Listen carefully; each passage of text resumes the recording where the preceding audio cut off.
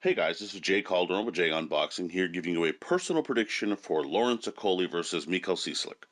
And as always, this is just my take. Your prediction can, of course, be left down in the comments section below. Would love to hear them all. A little bit of fight info here. We have Okolie versus Cieslak taking place at the O2 Arena in London, England, airing live on DAZN in the Cruiserweight division for the WBO title currently possessed by Okolie.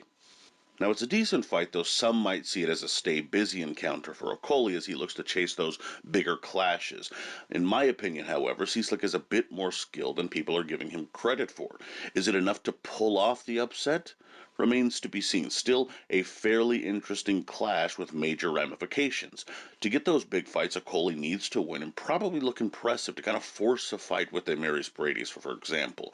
On the other hand, if you're Cieslak and you win this fight and this title, it really opens up a great deal of opportunities for you and changes your entire career. So, plenty on the line here. In any event, no more rambling. Let's start breaking this one down. Now, for Okolie to win, I think he needs to disguise the right hand. He does a really good job at this by peppering him with the jab and kind of getting things going that way, and then throwing that looping right hand around and kind of landing on the torso, be it the chest or the stomach. He doesn't really seem to care so much. He's just trying to get you bent over so that you're trying to push that stomach in a bit more so you're not taking the body shot. And when that happens, it's much easier for him to then line that right hand up. What's more, when he does it as a trap and sets you up for it on purpose, he kind of knows exactly where to place that shot, and it can have the most impact for him. It's a great shot that I think he lands, probably his best shot with the most authority, and of course is going to give him the best chance to win, so that's certainly a shot he should look to set up by setting some of those traps I just mentioned. I would also say stay focused and switched on. This is a very important fight for him for a number of reasons. Number one, he's looking to probably have a big 2022.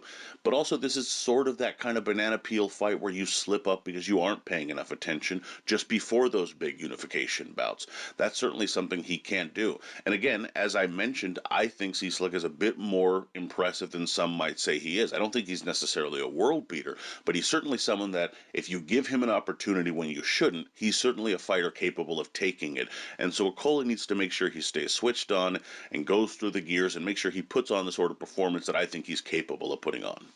And finally, get behind the jab. And that really should probably be the first key to victory for Okolie. He's got great reach. He outreaches, quote unquote, Cieslak here in this fight by a handful of inches. And that's certainly going to be something he's going to want to utilize to his advantage. Just keep him on the end of that stick, set him up, and when he has to lunge or take more of a sort of charging approach towards you, that's when you have your best chance of landing that stiff jab or that right hand around the guard. Cieslak can also have something of a lax guard at times, so it's made a lot easier if he's rushing in. At this point, he's just begging for that right hand, and that's certainly something that Okolie can deliver. Now, for Cieslak to win, I think he needs to press forward with caution.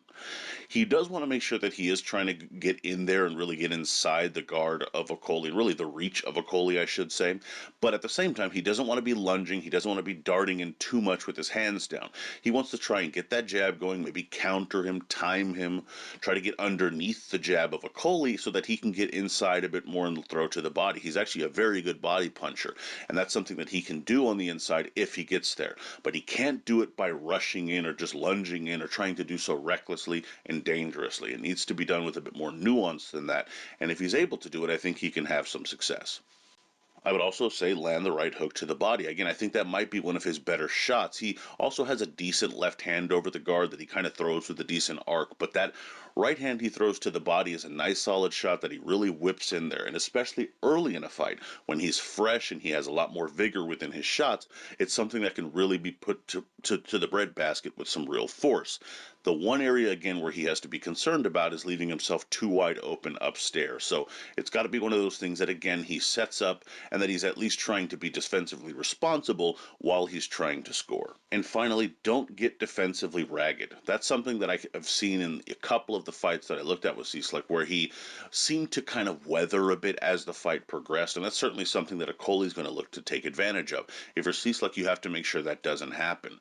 Truly, you want to make sure you're doing that by being defensively responsible early on and not necessarily putting all of your offensive output into those first 2 or 3 rounds. Gain his respect? Yes, but do you want to kind of shoot your load, so to speak, in that way? No. You want to build into the fight and let yourself kind of get into the moment of everything, then start putting your offense weapons together so that you're kind of peaking at the right point in the fight, as opposed to getting to that 6th, 7th, 8th round and realizing you don't have a gear left to get to. Now, in terms of my pick here, while I do feel Cieslak is a decent operator, the way Okolie has looked of late indicates to me he's probably too much for his challenger here. I think Cieslak will hold his own early on, but I think Okolie will still be in the lead. At this point, either Cieslak goes for the win and gets stopped, or he survives a one-sided fight. I think he goes for it. However, that desire to come in and land with a relaxed defense means the right hand of Okolie will land more and more, and eventually it will drop and stop his overmatched foe. Okolie via mid-fight stoppage. Now, in terms of the betting odds here, we have Okolie as a pretty solid favorite here at a minus 950, with Cieslak coming in at a plus 550. To be honest here, unless you expect an upset, in terms of these straight up bets here, I'm not seeing a great deal of value in it for Okolie. Again, you might think Michal has a chance here that I don't. I think he's a good fighter, but I just don't think he necessarily wins this fight. He's not a devastating puncher.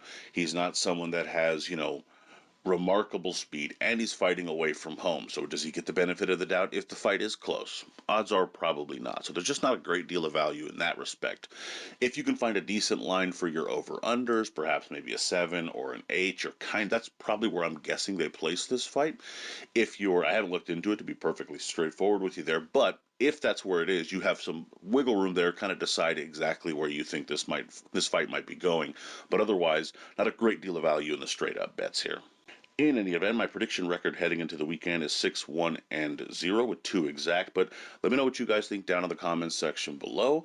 Who do you think wins this fight? And specifically, if it is Okolie, as most will probably predict, what would you like to see him do next in this sort of cruiserweight division? That's kind of interesting right now. It'd be interesting to see where he could go.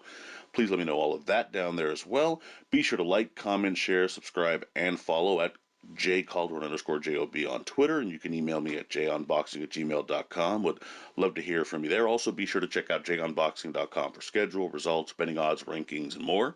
Of course, later in the week after all the fights, be sure, of course, to check out the channel here where I'll be giving out some fighter grades. And as always, until next time.